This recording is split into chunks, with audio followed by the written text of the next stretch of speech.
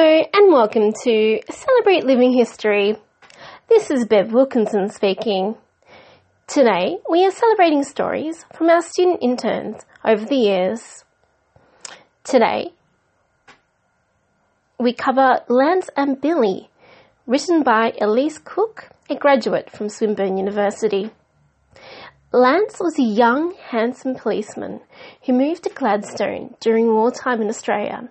Arriving with his good looks, a flashy car and a big dog by his side, he made an immediate impression on the women in Gladstone.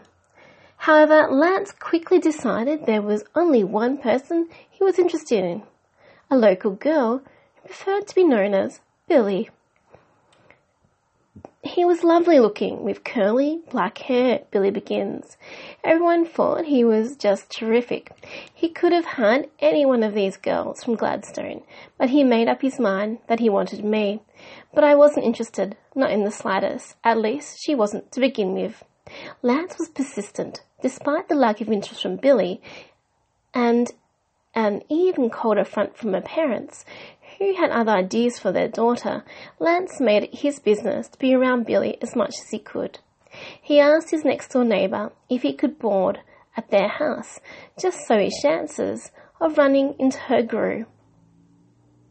Everyone in Gladstone was involved in the war efforts, including Lance and Billy, and it was their work that eventually brought them together. During the war, we used to have to watch out for planes sitting at the very top of Gladstone Goal. One night I was rostered with Lance, and we started to get to know each other. Billy recalls, we just clicked.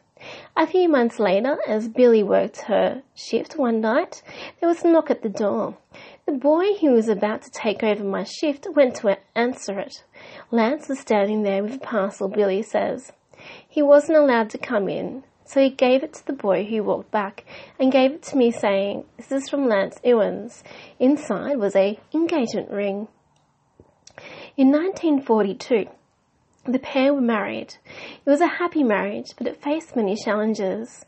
6 months in, Billy felt very ill and spent a long time in hospital. After her operations, she was told she would never be able to conceive children. Billy was devastated. Lance bought me a dog to ease the pain. However, only a year later, Billy fell pregnant, which she described as being one of the best things that ever happened in their lives. They went on to have 2 more children, giving them 3 in total, all of them sons. Lance loved his boys, and they loved him, she recalls.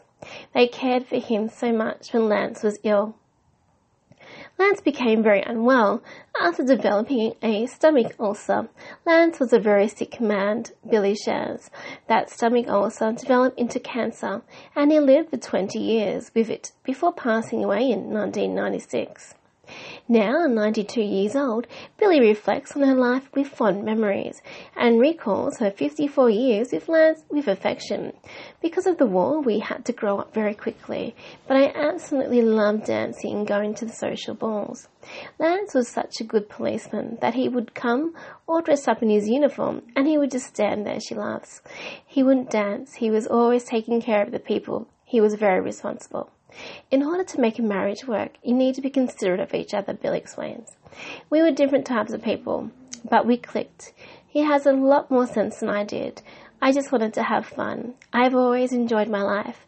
From the beginning to the end, it's been wonderful. That was Lance and Billy, written by Swinburne University graduate Elise Cook. To see more stories online, visit us at www.celebratelivinghistory.com.au. This is Bev Wilkinson speaking on behalf of Celebrate Living History. Cheers. Have a good day.